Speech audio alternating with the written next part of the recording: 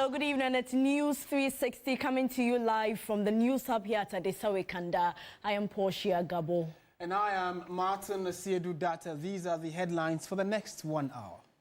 News 360 Headlines is brought to you by Flamingo Paint, Pepsodent Charcoal and Pepsodent Herbal, EcoBank. Coming up tonight, controversy over intended transport fare increment as GPRTU rejects 20% increment despite announcement from its mother body. Minority in Parliament rejects new cocoa producer price for the next cocoa season, describing it as deception and a fraud.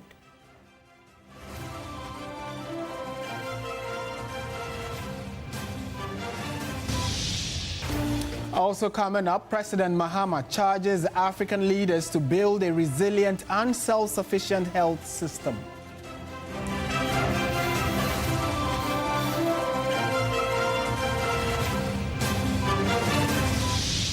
In business news, importers and exporters describe disconnection of Ghana Revenue Authority from Identity Verification Service platform as shameful as members face demurrage charges.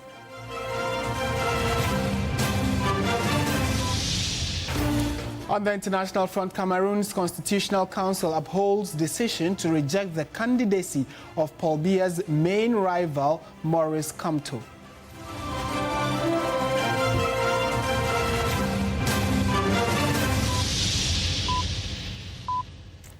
We have details of all these stories and many more coming up in the next 1 hour.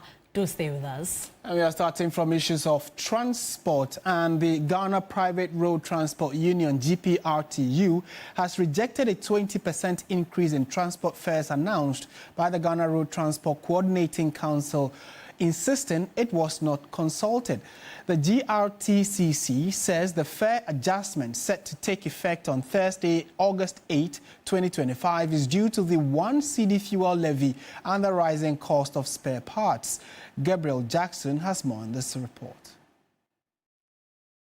The Ghana Road Transport Coordinating Council says from August 8, commuters should brace for a 20% increase in transport fares. In a press release issued, the council attributes the increment to the newly introduced 1 cedi fuel levy and what it describes as the unbearable cost of spare parts on the market. The fare adjustment comes just 3 months after fares were reduced by 15% in May 2025, following a drop in fuel prices in a temporary stabilization of the cedi. But the move has sparked controversy. The Ghana Private Road Transport Union has rejected the announcement, insisting it was not consulted. The union says it will not comply with the new fare directive until proper stakeholder engagement is done. Public Relations Officer at the GPRTU, Abbas Imoro, says the move from GRTCC is politically motivated.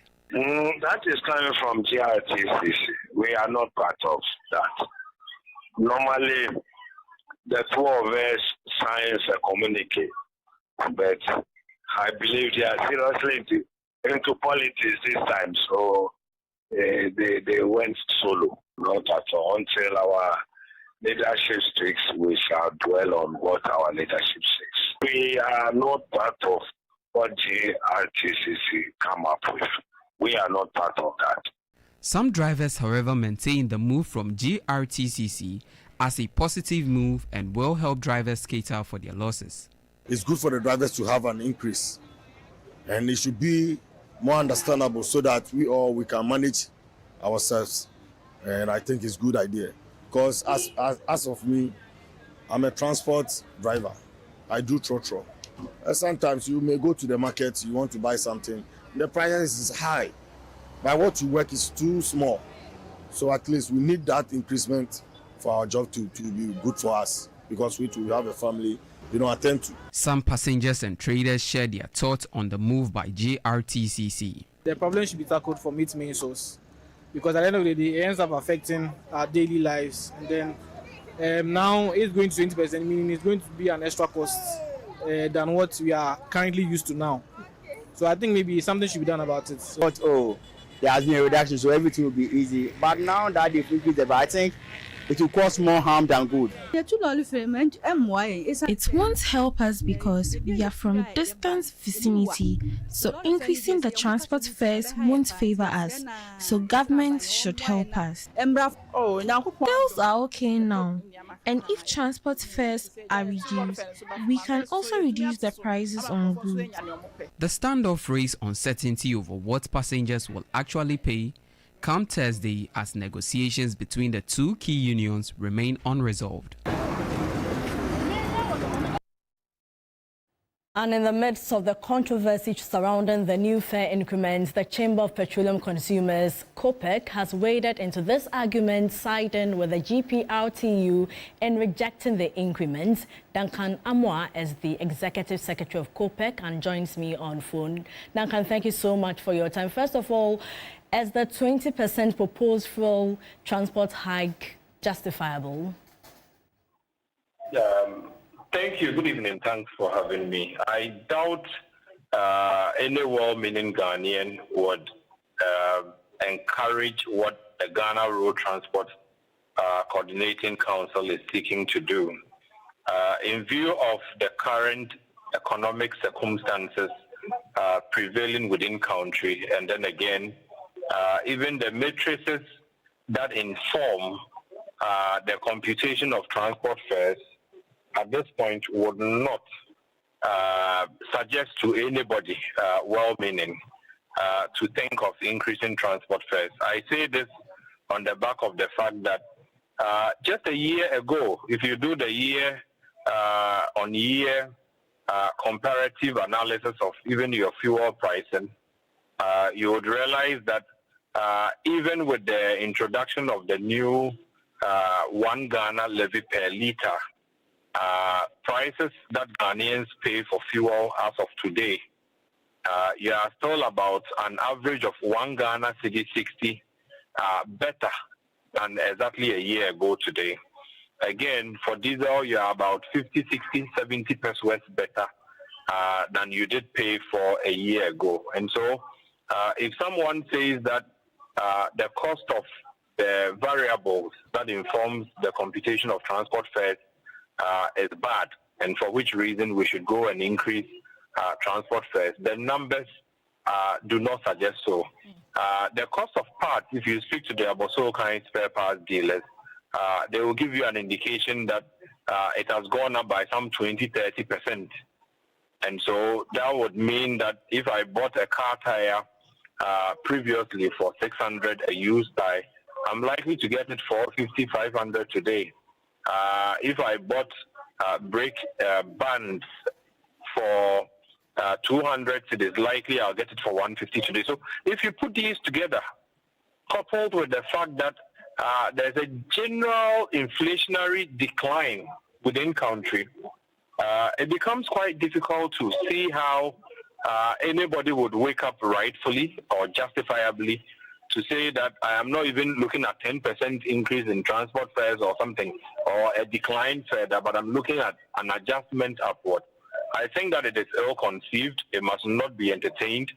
I am happy that subsequent to our statement, the transport operators, if you look at the Ghana Transport Operators Forum, they have issued a statement also condemning what the Ghana Road Transport Coordinating Council is seeking to do. So it is quite unpopular, not just with those of us at the civil society front, but even the transport operators themselves, including the GPRTU. I had a chance to confer with the national chairman of the GPRTU today, and he indicates they have not come to such a decision. They would not agree to any such decision to impose hardships on Ghanaians. So I wonder what would make a section of the driving, community want to impose the hardships that Ghanaians are running away from by asking GUTA, by asking automobile dealers of Ghana, by asking the other economic bodies to reduce the cost of goods and services. Then you get the drivers coming up to say they are going to increase. I think that statistically, they will be wrong. Morally, they would have no justification at all at this point to impose the kind of hardship they want to impose. Quickly. Their statement it looks as though this is quite an emotional thing. It's a bit political, but clearly the numbers we have cannot support a transport fare adjustment at this before point. You go, should this proceed on Friday? What action is COPEC taking? We will be surprised if after the engagement back and forth, we are engaging them equally. We will be surprised if they proceed, because COPEC is one of the bodies that has consistently supported the driver unions anytime they have had to go up. Because sometimes you are quite aware that the driver will probably get out to work the whole day and will go home with nothing. But you are dealing with a certain time frame within which the matrices are positive. And so you cannot come and still demand further. When we allow you to get away with this, we are simply telling Guta and the Abosokai spare parts people to go ahead and increase their prices, because, of course, even without justification, others are able to increase. And I don't think that they should go ahead on Friday. But if they do, I can assure you that whatever illegal remedies that exist, we would explore that. Whatever confrontation that exists also, even within the law enforcement space, we would enforce that, because Ghanaians are simply not looking for hardships at this time, simply because of somebody's emotive discussions or emotive. They are not happy about the fact that somebody didn't consult them before 1 Ghana cedi was added to fuel. Again, the roads are bad. But these are not the solutions to the problems that they are conversing for. Your time. And I think that we do not have enough time to continue, but we do appreciate you joining us on News 360. Duncan Amwa, Executive Secretary of COPEC. Right, let's go on to one of the big conversations that have been happening in the country over the last 24 to 48 hours. It has to do with cocoa. The minority in Parliament has rejected the new cocoa producer price for the next cocoa season, describing it as a deception and fraud. The caucus observed that government is deliberately taking farmers for granted despite their contribution to the economy. They want the Ministers of Finance and Agriculture to render an apology for failing to honor their campaign promise. The Finance Minister on Monday announced that the increment represents 70% of the gross free-on-board value of $7,200 per ton, one which aligns with President Mahamad's promise to cocoa farmers. But the minority on the Food, Agric and Cocoa Affairs Committee would not have any of that. They have taken government to the cleaners and demanded justifications. You agree with me that our hard-working cocoa farmers deserve better than this Sakawa price. Today, the Ivorian farmer at the current exchange rate is receiving the equivalent of 3,635 Ghana cedis per bag of 64 kilos, a staggering 407 Ghana cedis more than what Cocoa Board is paying. This stark difference presents an irresistible incentive for smugglers to divert Ghanaian cocoa across the border. Whether or not the Ghana Cocoa Board is insolvent, the minority have a simple request. They want government to account for the revenue Cocoa Board made in the 2024-2025 season. What they have failed to tell Ghanaians is how much revenue Cocoa Board had generated from cocoa sales in the 2024-25 season.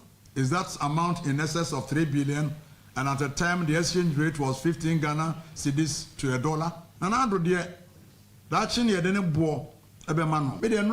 apart from bra me ma me wu ya me yure ho pa no enra ne da no kra na meka enra ne da me yure ho pa. The minority has urged the government to stop the lamentation and deliver its promises. Eric Opoku wants the Agric Minister to go back to the farmers and apologize to them. He also wants the Finance Minister, who controls the purse, to cough up money to redeem this promise which they made to the farmers. He believes that it is totally unacceptable to give the farmers such a raw deal. Is this figure of 3,228.75 per bag, Is it what His Excellency was referring to when he said cocoa farmers will be very, very, very happy when the producer price is announced in August? Honorable Eric Opoku will have to go back to Dadia Swaba and apologize unreservedly for his failed promise. Fortunately, Honorable Atuforsen is now the finance minister. He controls the purse. He has to find the money to pay what he promised. It is a conversation that will not settle anytime soon. Fused with politics, economic and welfare concerns, the perspectives will continue to differ. But in the end, how much the farmer takes home is all that matters. Christian Yale, TV3 News, Parliament. Meanwhile, some cocoa farmers in the Ashanti region have expressed frustration over the recent 128 cedi increase in farm gate price of cocoa, calling it insufficient to alleviate their financial struggles. The adjustment announced by the finance minister for the 2024-2025 season has been met with widespread disappointment. Two price raises farm gate rate from 3,100 Ghana cedis to 3,229 cedis per bag. But many farmers say this increment is negligible compared to the promise the government made to them. I don't think really anybody will appreciate this. If you promised me 6,000 and you couldn't even give me 6,000, at least 4,000 or 5,000 could have done. But to increase the cocoa price by 128 cedis, by announcing FOB, what? Did they consider FOB and the rate of the dollar before they announced that the cocoa price should have been 6,500 and 7,000?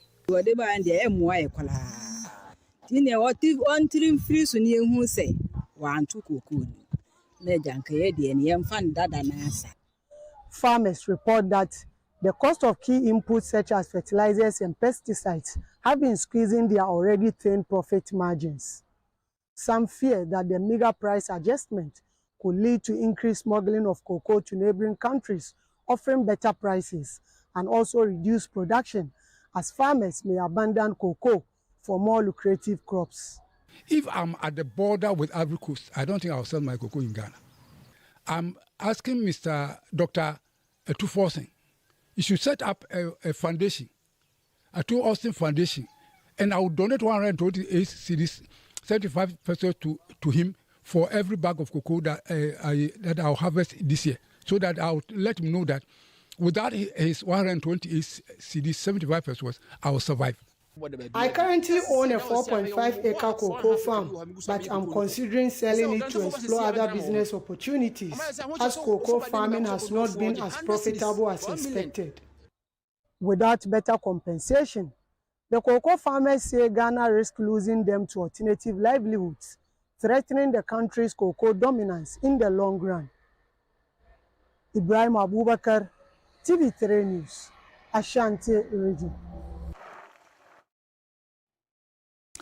Right, so clearly the conversation has gone, in different ways and tangents. But what we are here to do is to try and let you have a fair idea of how cocoa pricing has been over the years and how between 2022 and 2025 there has been a sharp increase in how much cocoa farmers are paid. So as far back as 2015, the last about 10, 11 years, the pricing of cocoa per bag has been relatively stable. So especially between 2015, when it went up by just 50 cedis, it went to 475. And that amount was sustained between 2016 and 2018. Coming 2019, saw a marginal increase. 2020 and 2021, same pricing. But between 2021 and 2022, there was another sharp increase. But the sharpest happened between 2022 and 2024 ending. And why has this been so? This has been so because between 2015 and around 2020, the cedi-dollar ratio had been fairly stable. So, a cedi to the dollar wasn't as huge. Now, the jump came in between 2022 and 2024, when you needed about 16 cedis, depending on where you exchange your rates at, you needed about 16 or 17 cedis to get $1. And that in itself was one of the reasons that influenced how much a bag of cocoa sold for. So you could tell that from 2022, where a bag was sold for 800 cedis, just a year after, it was sold for over 2,000 Ghana cedis. That's quite a huge jump. Again, between 2022 and 2023, we saw another huge jump. So we had 2,070 Ghana cedis per bag to 3,100 per bag. And this was when we had the cedi's biggest depreciation as against the dollar. Coincidentally, if you look at between 2024 and 2025, the last few months, the cedi has appreciated quite well against the dollar, where now you need about 10 cedis to get $1. If the theory here is anything to go by, where we have had a stable relationship between the two currencies, and you compare it to this period when there was a vast gap, naturally, this increment will make sense depending on which side of the political divide you're at. But farmers, politicians are all having a say about the cocoa pricing. And what we are just here to do is to let you understand that the relationship between our local currency and the foreign trading currency, especially the dollar, has a massive effect or impact on how much cocoa is sold. So that's how come now government has increased it from just 3,100 to 3,228, where people or some farmers are disagreeing with. So that's just a fair perspective or context to the pricing of the last window for cocoa. Thank you so much, Martin. Let's now go to the Upper East region. And after almost 2 weeks of closure due to a violent attack that claimed the life of a student, final year students of the Bawku Senior High School have begun returning to campus to write the WASI. Today, the visual arts practical examinations kicked off with all 95 registered students present. Castro Sanyala has more. On Sunday, July 27, authorities temporarily closed down the Bawku Senior High School following a violent gun attack that claimed the life of a student. The closure was aimed at containing the situation and to allay fears which had gripped the entire school community.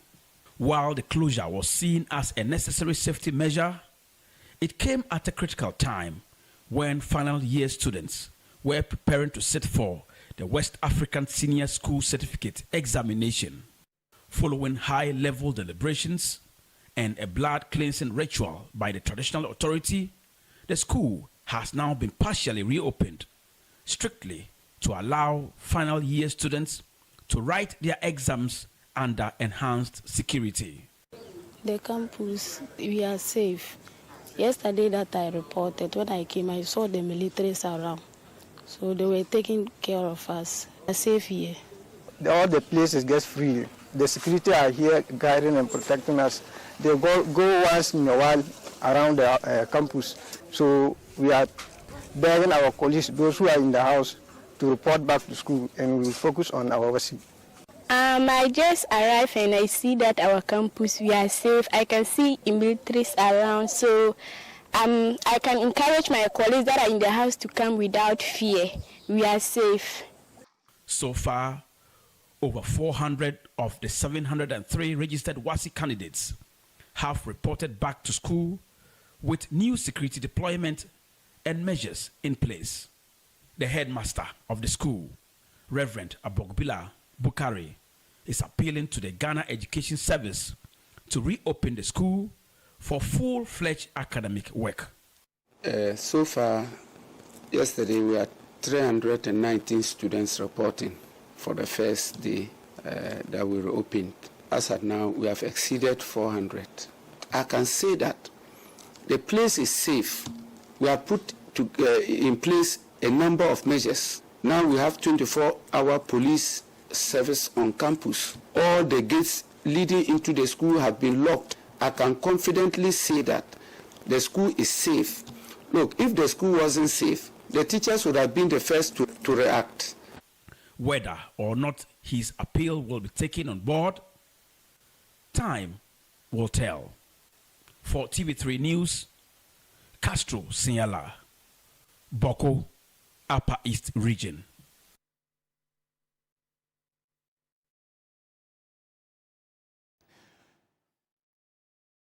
Now, President John Dramani Mahama has charged African leaders to build a resilient and self-sufficient health system which aligns with national priorities for health sovereignty. The president was speaking at the African Health Sovereignty Summit, which was held in Accra.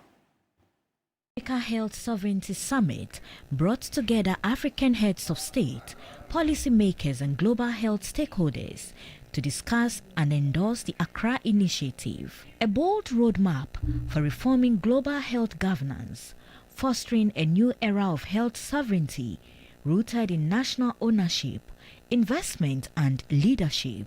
The summit has become necessary as a result of the urgent need for an overhaul of the current global health framework, which no longer reflects today's geopolitical realities. The shift reflects clear feedback we received from governments, partners, and communities across the continent that called for a more flexible, inclusive, and dynamic approach to healthcare sovereignty.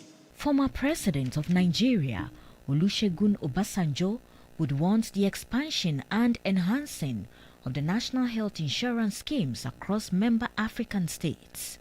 And 25% of our health insurance fund can be used to manage our health architecture and go into health infrastructure. The Director General of the WHO is of the view Africa does not need charity, but rather fair tariffs. We must all adjust to this new reality. But in this crisis lies an opportunity to shake off the yoke of aid dependency and embrace a new era of sovereignty, self-reliance, and solidarity.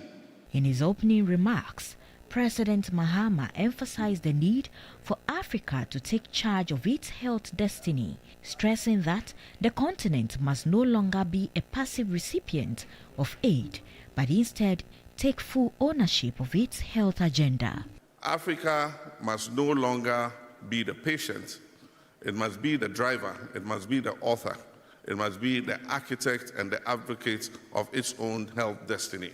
And I extend an open invitation to all nations represented here to join us in building an African health investment ecosystem that is driven by purpose and is powered by equity and anchored in our sovereignty. Key outcomes of the summit include launch of the sustained initiative endorsement of the Accra Compact and creation of a presidential high-level panel to develop a reform agenda for global health governance aligned with national and international efforts. Now, in the last few minutes, we've had a letter from the office of the EOCO, that is the Office of Economic Crime and the Office of Organized Crime. EOCO has released a letter about a popular Ghanaian musician known as Shatta Wale or Charles Niama. So let's go straight to some of the key issues being raised in the letter. Now, the letter is headlined "Search and Retrieval of Proceeds of Crime from Home of Charles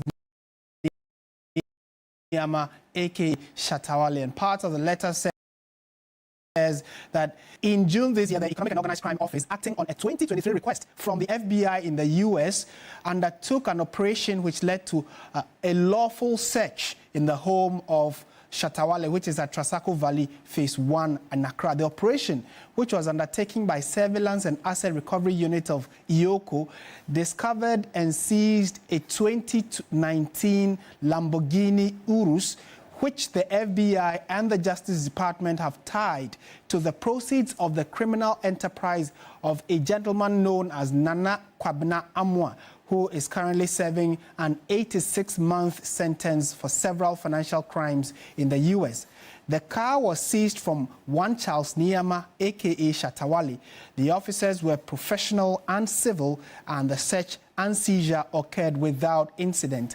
Niama had pleaded with the officers that he did not want the seizure to be made public because the vehicle was a big part of his brand, and that if his supporters saw the vehicle being driven away in the company of EOCO, it would destroy his brand. And on the back of that, they came to an agreement between Shatawale and the EOCO officers, and eventually the vehicle was sent to EOCO, which, according to the letter, they are putting plans in place to send the vehicle back to the United States. But if you've been on social media, I'm sure many of you have seen Shatawale posting about why officers wielding guns came to his house from EOCO to search. And so that's just a response from EOCO regarding those social media posts. It's a developing story. We'll definitely update you. If you go to our website, you get the full text of the letter from EOCO as well. You're watching News 360 live from the News Hub here at Adesawe Kanda. We have business news coming up shortly. Do stay with us.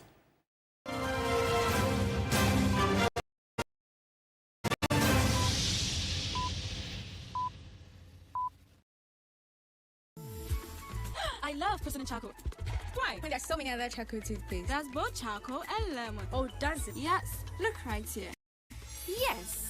Pepsodent Charcoal has 2 of nature's powerful whitening ingredients. With the power of activated charcoal and lemon essence, it removes stains and whitens teeth naturally. Convinced? Well, I am. Just look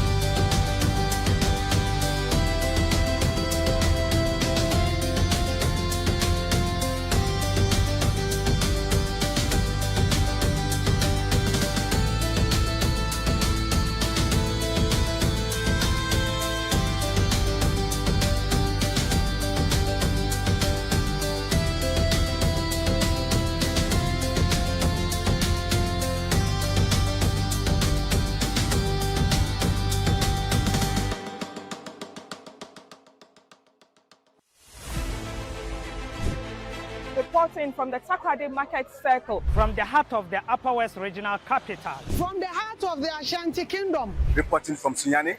From the Central Business District of Navrongo. The parliamentarians are on recess. This is where it all unfolds. The moments that potentially alters the course of our nation and the world. These are the individuals we recognize, the voices we amplify, who appears on screen and who contributes behind the scenes. With professionalism at our core, we bring you news you can trust, impact journalism that makes a difference. This illustrates how diverse perspectives enhance our strength and reinforces our mission. This is 3 News, leaders in breaking news, exclusive interviews, facts and analysis on TV, radio, online and digital. 3 News, first in news.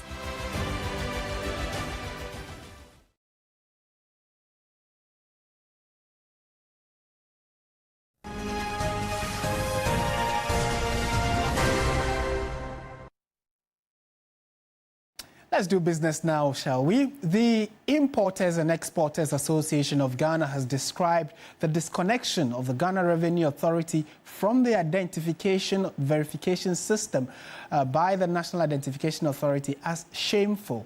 Executive Secretary of the Association, Samson Asaki Awingobit, noted that the move is having immediate and severe effect on the association's members, particularly at the country's ports, causing significant delays and business disruption. The Ghana Revenue Authority, GRA, was disconnected from the Identity Verification Service, IVS platform, by the National Identification Authority, NIA, over non-payment of usage fees in excess of 376 million cedis. The IVS platform is a critical part of the process for clearing goods at the ports. Without the ability to verify the identities of individuals and businesses, the GRA's Customs Division cannot process the necessary paperwork for imports and exports. This has left many business owners stranded, leading to significant delays in the clearance of goods at the ports.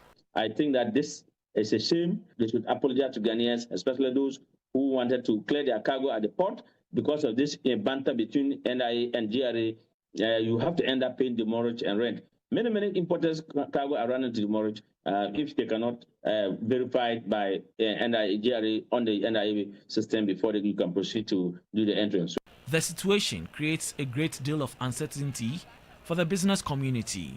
Without a clear timeline for the restoration of services, importers and exporters are left in limbo, unable to plan their logistics and supply chains effectively. The Minister of Interior, and I want to call on Minister of Finance that these two ministries, they should communicate so that they can build rapport and they can call their agency head to order and get other GRA Commissioner General to pay to NIA, because we cannot be using my system and will not be paying me.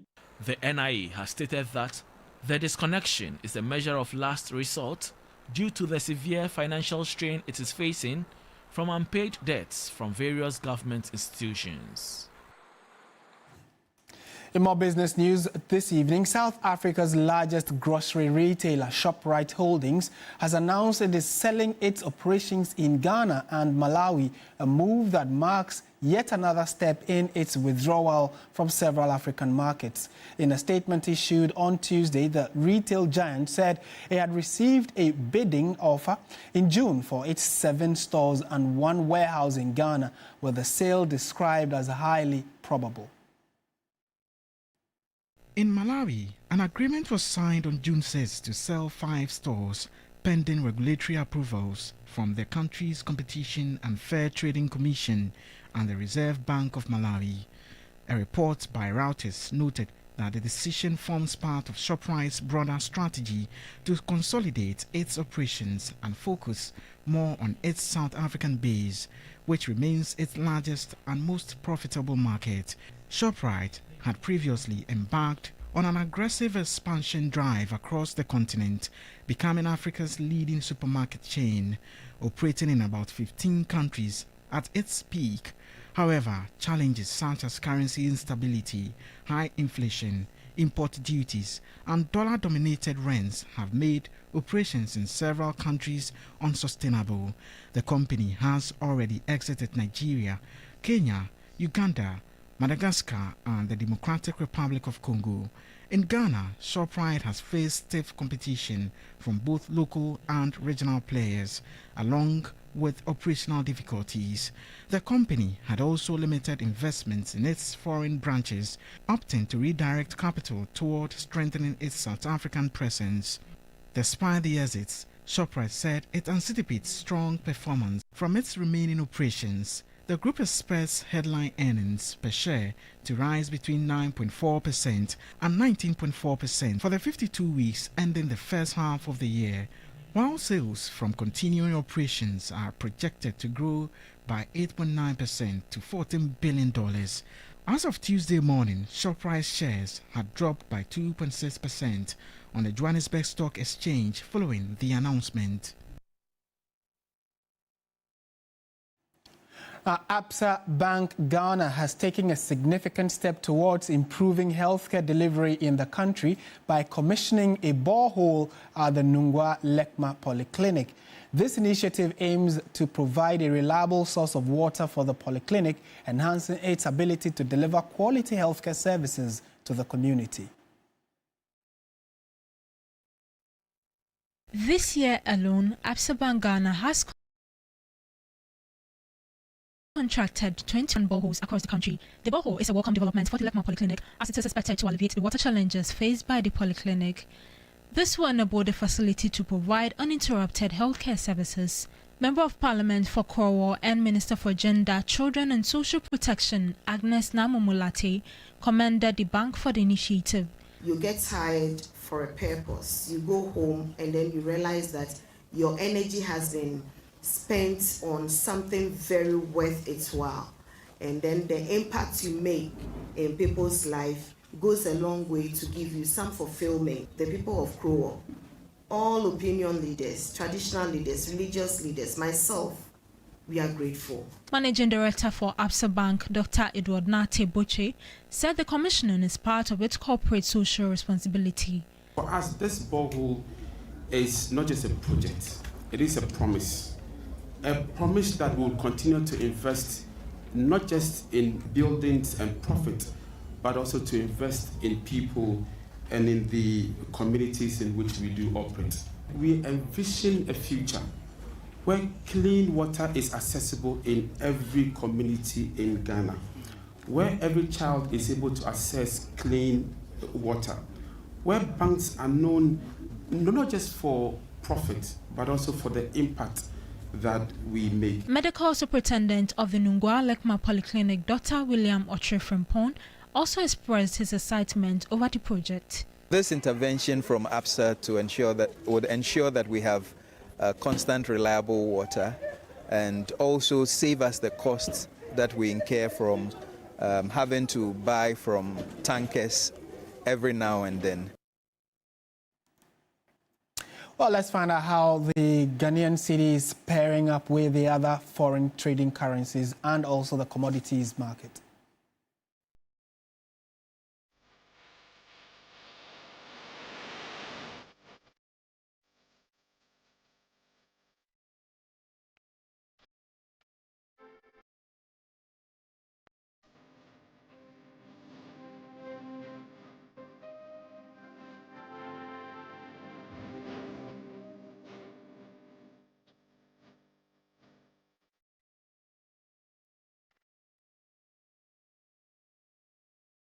That's it for business on News360. Stay with us. Sports is up next.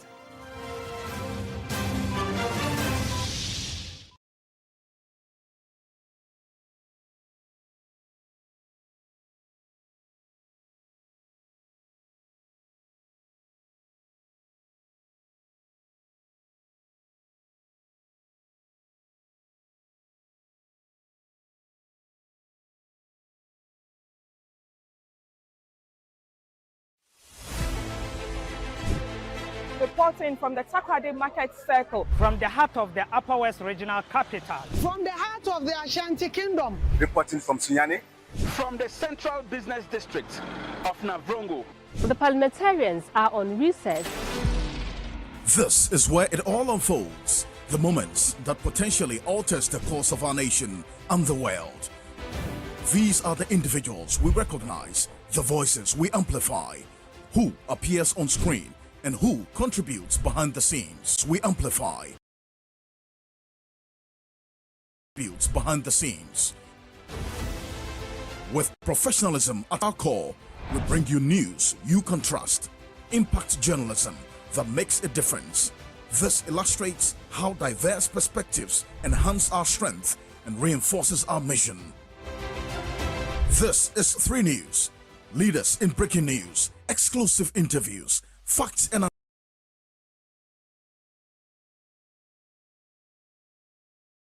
analysis on TV, radio, online and digital. 3 News, first in news.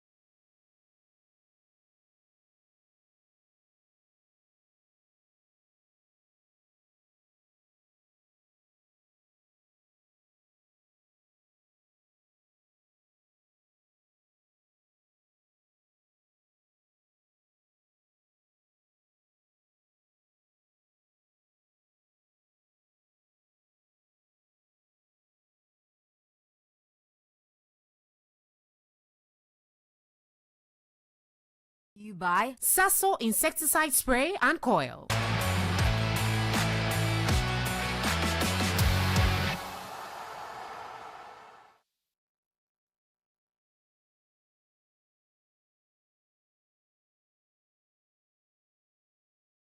Hello, good evening and welcome to the sports segment here on News 360 with me, Oreku Ampofo.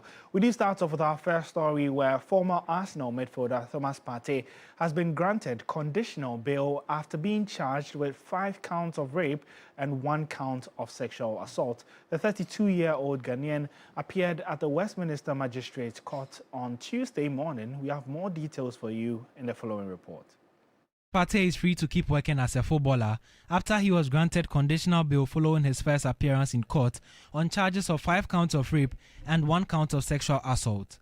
Dressed in black jumper, Partey muttered thank you to the judge after he was told he was free to go on conditional bail. He is due to reappear in court on September 2nd. The trial lasted for 15 minutes. The alleged offences for which he is standing trial allegedly took place between 2021 and 2022. The 32-year-old, who is on the verge of a move to Villarreal, has previously denied all charges leveled against him. The bail conditions for Partey are: he is not allowed to contact any of the women involved in the case. He must notify the police of any address changes. Partey must notify police of international travelling. He must also turn up to the next court appearance at the Old Bailey in September. Well, we'll definitely keep you up to date on how that case goes. But to some more stories where FIFA has confirmed the dates for the next round of matches in the 2026 World Cup qualifiers. Ghana will play 2 matches against Chad and Mali in September before wrapping up the qualifiers later in October. I remember that the Black Stars will take on Chad on match day 7 and host Mali in their match day 8 fixture. Otoado's side will the Stade Olympique Marshal Idriss Déby Stadium on Thursday, September 4, before hosting Mali at the Accra Sports Stadium on Monday, September 8. Ghana currently sit top of Group I, 3 points ahead of second place Comoros and 5 points clear of third place Madagascar, following 5 wins and 1 loss in 6 matches. Remember that the winner of the group automatically qualifies for the 2026 World Cup. To our special story for tonight, where police ladies as well as 6 other regional champions in Wafu Zone B will assemble at the Charles Conan Bani Stadium in Yamoussoukro from August 23 to September 5, 2025. My colleague Akosua J has been following Ghana's representative police ladies and put together this report as they continue their preparations. Police ladies are on a quest to be the 3rd Ghanaian women's team to represent Ghana at the CAF Women's Champions League, a feat Hazakis ladies and Ampem Dakwa attained in 2021 and 2023. But before they reach the Champions League, the 2024 Ghana Women's Premier League side will have to book the sole slot available by winning the 2025 Wafu B Championship. This tournament serves as qualifiers for the CAF Women's Champions League. Police ladies will be seeing off competition from 6 other champions, including Bayelsa Queens of Nigeria, ASEC Mimosa Ladies of Côte d'Ivoire, Association Sportive de la Garde Nationale of Niger, Union Sportive des Forces Armées of Burkina Faso, Togo's Association Sportive de la Causa, and Sam Nelly from Benin. Police ladies assistant coach Abu Hassim has set a number of objectives, including winning the ultimate in Yamoussoukro. To qualify for the Champions League proper, to win gold, we have some reinforcement, to beef up with the squad, about 4 players. And then in the tanker department, we have Coach Yusuf Bazigi. Meanwhile, the 2024 Ghana Women's Premier League champions have augmented their squad ahead of the championship. They have named 2021 CAF Women's Champions League Wafu B Zonal Qualifiers winner Yusuf Basigi as their new head coach. Coach Yusuf Basigi is optimistic of a success in his reign. I am here to serve Mother Ghana because police ladies are representing Ghana for the Wafu tournament. And once I'm home, I see the need to come and help them so that we both do the needful. Having played for police ladies for over a decade and standing tall as some of the most experienced players of the side, Captain Mary Beck, forward Jean Enyam and Alberta Saki are optimistic of adding a Champions League feat to their laurels. Since we came to camp, almost 2.5 months, we have been training and then playing some series of friendly matches, and then the results was good for us, so we have prepared well. As you can see, we are training hard to go and make a mark there. Going into the tournament, Ghanaians should expect my very best. As I said, the old Alberta is back, and then the entire team, we are going to put up our best. The championship is scheduled for August 23rd to September 4th, 2025 in Yamoussoukro, Côte d'Ivoire. Well, that was a report put together by my colleague Akosua J, bringing an end to the sports segment here on News 360. My name is Oreku Ampofo.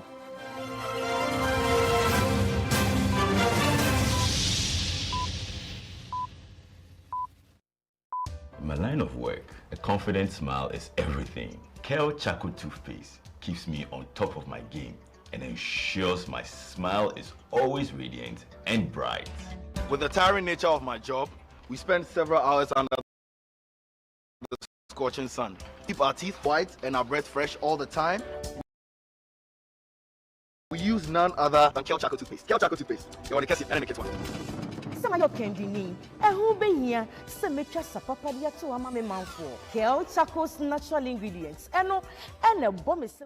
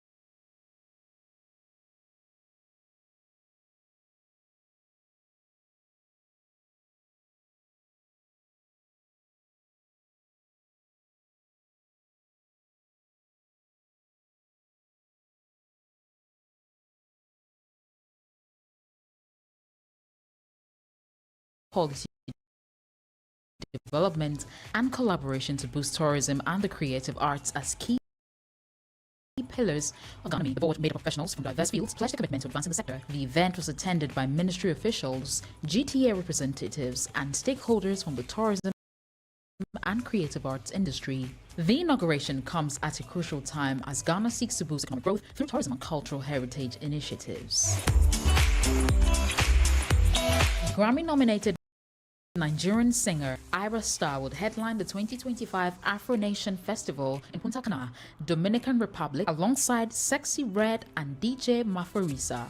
The festival, set for November 7 to 9, will also feature Afrobeat stars like Shali Poppy and Ruger. 2025 has been a landmark year for Ira Star, marked by major festival performances, a global tour with Coldplay, and several awards, including the BET Award for Best International Act and 2 Mobile Awards. She also made history as the first Nigerian female artist to surpass 1 billion views on YouTube.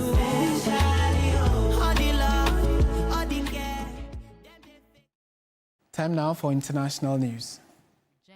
The candidacy of Maurice Kamto, the main rival to President Paul Biya, in a presidential election on October 12. The Electoral Commission in July excluded Kamto from the list of candidates approved to contest the votes. It said Kamto was barred because he was running under the banner of another party, which also supported a second candidate. Human Rights Watch said in a statement last week that the Electoral Board's decision to exclude Kamto raised concerns about the credibility of the electoral process.